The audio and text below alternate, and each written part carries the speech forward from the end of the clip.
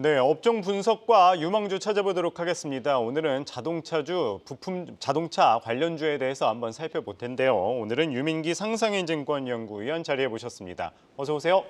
안녕하세요. 네.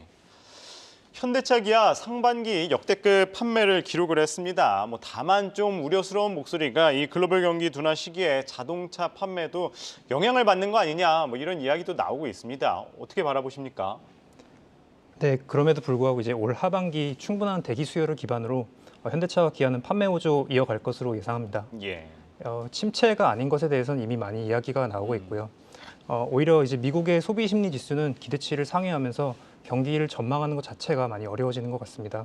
결론적으로는 이제 경기 선행 지표나 장단기 금리 계획 등 이런 시각 격차가 발생하는 가운데 미국을 비롯한 선진 시장에서의 전체 자동차 판매량이 이제 눈에 띄는 감소로 이어지진 않을 것으로 예상합니다. 예, 알겠습니다. 한 번 더 판매 지켜봐야 될 것 같습니다. 그런 가운데 이제 전기차 비중 갈수록 이제 확대가 되고 있죠. 그런 가운데 또 비중이 높지 않은 인도가 또 전기차계의 블루 오션으로 꼽히고 있습니다. 테슬라와 BYD 현지 공장 추진하고 있는 상황인데 현대차 기아의 인도 시장 전략도 한번 짚고 넘어가야 될 것 같아요. 어떻게 보십니까? 네, 현대차 같은 경우는 아시다시피 이미 GM의 탈레가온 공장 인수 절차를 빠르게 진행하고 있습니다. 예. 인수한 공장이 이제 구체적인 생산 차종이나 세부 물량을 공시할 때까지는 시간이 좀 더 걸릴 텐데요. 어쨌든 최종적으로 가동 시 현대차만 연간 100만 대 생산 가능할 것으로 예상합니다. 기아의 경우 현지 생산 능력은 약 40만 대 수준이지만 현지에서 호실적을 계속 이어가고 있고요. 이제 경쟁 업체 같은 경우는 현재 인도 정부와 협상 단계에 있는 테슬라가 있는데 직접 생산을 할 때까지는 굉장히 오랜 시간이 걸릴 것으로 예상을 하고 있습니다. BYD 같은 경우도 만만치 않은 경쟁 업체가 되겠지만 아직 전동화 전환이 더딘 인도 시장에 런칭을 하고 점유율을 높여서 현재 2위에 있는 현대차 그룹의 판매까지 영향을 끼치려면 시간이 좀 소요될 것으로 예상합니다. 그리고 전통적으로 인도 시장이 이제 차량 대당 판매 가격이 높지 않은 시장이므로 신규 진출한 업체들은 또 점유율을 확대하려는 구간에서 대당 수익성이나 이런 비용과 관련된 문제들을 겪을 소지도 있다고 봅니다. 예, 아직까지 인도 시장 같은 경우에는 큰 아직까지 리스크로 생각할 필요는 없다. 이렇게 이해해도 되겠네요. 네, 맞습니다. 네, 알겠습니다. 그런 가운데 이제 2분기 실적 시즌이죠. 현대차 또한 오늘 26일에 2분기 실적 발표를 앞두고 있습니다. 가장 중요한 게 이제 실적 발표죠. 현대차 기아 2분기 실적 전망 어떻게 바라보십니까? 네, 2023년 2분기 현대차 매출액 40.9조 원, 영업이익 3.9조 예상하고요. 기아 같은 경우는 매출액 25.6조 원, 그리고 영업이익 3조로 예상하고 있습니다. 예측치는 모두 양사 영업이익 기준으로는 전년 동기 대비 30% 이상 상승한 수준이고요. 현 추세를 이어간다면 판매 대수 기준으로도 연초 제시한 가이던스인 현대차 430만 대, 기아 320만 대 수준에 근접할 것으로 예상합니다. 네, 현대차 기아 이제 실적 발표를 앞두고 있는데 어쨌든 이제 실적이 또 어떻게 나오느냐에 따라서 주가 향방도 갈리는 만큼 또 실적 발표 한번 기다려 봐야겠습니다. 네, 그런 가운데 이제 미국의 현대차 기아 따라서 이 현지 진출 추진한 자동차 부품주들에 대해서도 한번 살펴봐야 될 것 같습니다. 이 현지 진출 효과 당장은 나타나지 않겠죠. 그렇지만 이제 또 효과 언제 나타날지 궁금한데 주목하는 기업들 어디 있습니까? 현지 진출 효과가 실적에 반영되는 것은 빨라야 24년 4분기 말, 그리고 실질적으로는 2025년으로 예상을 합니다. 다만 확실한 매출과 이익 성장이기 때문에 미리 주목할 필요가 있습니다. 그래서 제가 꼽아드린 이제 현대차 기아와 북미 진출을 추진한 부품주 중에 주목하는 종목으로는 현대위아, 한원시스템, SL, PHA가 있습니다.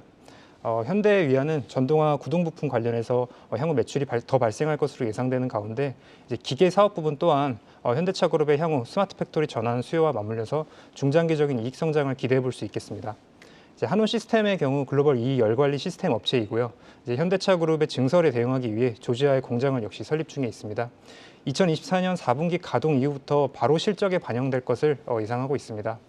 이제 SL 또한 현대차 기아의 북미 생산 물량에 대응하기 위해서 테네시 공장 추가 투자가 진행 중이고 기존 사업의 이익 증가가 꾸준히 예상이 됩니다. 그리고 2024년부터 북미 현지 납품 물량은 아니지만 어쨌든 BMS의 매출 발생이 시작함에 따라서 향후 이 사업의 확대 가능성도 긍정적으로 보고 있습니다. 마지막으로 PHA는 이제 도어 모듈을 생산하는 업체로 차량 전동화와의 연관성은 앞선 업체들보다는 떨어질 수 있는데요. 현대차 그룹의 북미 생산 차종에 독점적으로 도어 모듈을 공급한다는 점은 긍정적입니다. 기존에 중국 법인 투자로 장부가 대비 저평가 받아왔던 기업이었던 만큼 현대차그룹의 EV 차종 북미 생산 및 판매가 본격화됨과 함께 주목할 필요가 있겠습니다. 그리고 위 업체들이 당연히 확실한 매출과 이익 성장이 있을 것으로 예상해서 주목을 하고 있는데요. 사실 잘 알려져 있는 직접 수혜주인 현대모비스와 만도 또한 HM 만도 또한 긍정적으로는 보고 있습니다. 네, 사실 이 자동차 부품주들 경우에는 이 현대차, 기아들 이 수출이 호황을 보이면서 자동차 부품주들도 이제 관심을 받았잖아요. 그러면서 이제 주가도 이제 많이 오르긴 했는데 그러면서 주도주로 반도체주와 함께 2차 전지주와 함께 자동차 부품주들도 이제 주목을 받았는데 생각보다 이제 수급이 쏠리면서 자동차 부품주들은 그거에 비해서는 조금 덜 나가는 것 같더라고요. 이 자동차 부품주들 그래도 계속 관심 가져볼 만할까요? 주가적 측면에서 봤었을 때는요. 예, 맞습니다. 당장 뭐 24년 상반기부터 반영이 되는 것은 아니지만 어쨌든 조금 더 미래 구간을 놓고 봤을 때 확실하게 매출과 이익 성장이 담보가 되어 있기 때문에 긍정적으로 바라봐 주시면 좋을 것 같습니다. 네, 알겠습니다. 뭐 그런 가운데 이제 현대차 이 지난주 목요일이었죠. 이 슈퍼 전기차 아이오닉 5N을 공개를 했습니다. 이 저가 전기차가 또 쏟아지고 있는데 이런 거를 좀 어떤 의미로 해석하면 좋을까요? 네, 고급화 전략이 생각보다 생각만큼 이게 쉽지는 않을 수 있지만 여전히 현대차그룹의 차종의 앞선 성능을 바탕으로 브랜드 가치를 높일 수 있는 부분이 존재하고 또 이것이 장기적으로 현대차그룹의 성장에 중요할 것으로 예상합니다. 아시다시피 전기차는 높은 가격만큼 원가 부담도 큽니다. 그리고 셀의 비중이 대략적으로 40% 정도로 큰 부담이 되는데요. 현재로서 완성차 업체는 낮출 수 없는 비용 부담을 떠안고 있다고 보고 있습니다. 그래서 전기차 생산의 효율화 자체도 어려움을 겪고 있는 일부 리거시 업체들도 있는 가운데 무리하게 투자하고 낮은 가격으로 판매 시 이제 대당 판매 시 손실이 누적되는 업체는 사업의 지속성 측면에서도 타격이 될 것으로 예상을 하고 있습니다. 예를 들어서 이제 북미의 포드 같은 경우는 F150의 가격 인하를 공시한 날 주가는 물론 선반영하는 부분이 있지만 그 주가가 큰 폭으로 하락한 바 있습니다. 그래서 현대차그룹이 성능적인 엣지를 기반으로 지금보다 한 단계 브랜드 이미지를 높이는 것이 가능하고 또 그것으로 중장기적 성장의 기반을 만들 것으로 예상합니다.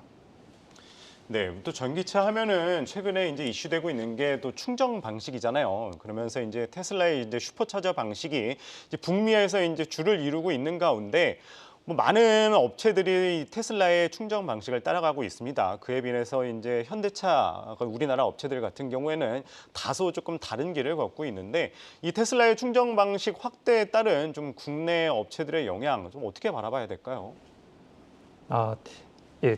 네. 보다 정확히 말씀드리면 지금 다른 길을 걸어가고 있지만 현대차가 굳이나 북미에 생산하는 어떤 모델에 있어서 테슬라의 어떤 기준을 도입하는 것 자체는 약간의 추가 비용을 들이면 이론적으로 가능한 부분이라고 생각이 됩니다. 다만 이제 이전에 CEO 인베스터 데이나 여러 행사에서 말해주었듯이 이제 현대차 그룹이 보다 더 소비자의 편의를 고려한 측면에서 여러 가지 선택지들을 고려하고 있기 때문에 시장의 트렌드가 만약에 이렇게 빠르게 변화한다면 거기에 맞춘 대비는 충분히 되어 있지 않을까라고 생각하고 있습니다. 그러면 현대차 또한 이 테슬라의 충전 방식을 뭐 고려할 수도 있다, 뭐 이렇게 봐도 될까요? 네, 맞습니다. 그러니까 무리가 있는, 그러니까 당장 하겠다라고 절대 그렇죠. 네. 말씀하신 건 아니지만은 만약에 한다라고 하면 충분히 실현이 가능한 부분이기 때문에 이런 부분에 있어서는 큰 위험 요소라고 생각하지는 않습니다. 근데 그렇게 되면 이제 가장 강점으로 꼽혔던 이 현대차의 경우 이제 급속 충전 방식의 경우 그거를 할 수 없게 될 수도 있다 이렇게 이야기 나오는데 이에 대해서는 어떻게 보세요? 지금 네, 이 800V 그 급속 충전을 만약에 현대차를 이제 테슬라 슈퍼차저를 따라가게 된다면 거기에 대해서 이제 좀 기술적으로 좀 제한이 있을 수 있다 이렇게도 나오는데 여기에 대해서는 어떻게 보시나요? 당장은 그렇게 소비자가 불편을 겪는 부분 때문에 이제 현대차가 어떤 표준을 다시 도입하거나 이런 것들이 있어서 조심스러운 부분인데 이마저도 사실 충전이라고 하는 것 자체에 있어서는 어쨌든 기존에 도입하기로 했던 OEM들도 이것을 실질적으로 도입하는 데까지 수년의 시간이 걸릴 것으로 예상이 되고 이것 또한 기술적으로 그렇게 큰 문제가 되지 않는다고 생각하고 있습니다. 네, 알겠습니다. 마지막으로 역시나 이 하반기 기대되는 이제 자동차 탑픽 연구원님 보시기에는 어디를 꼽으시겠습니까?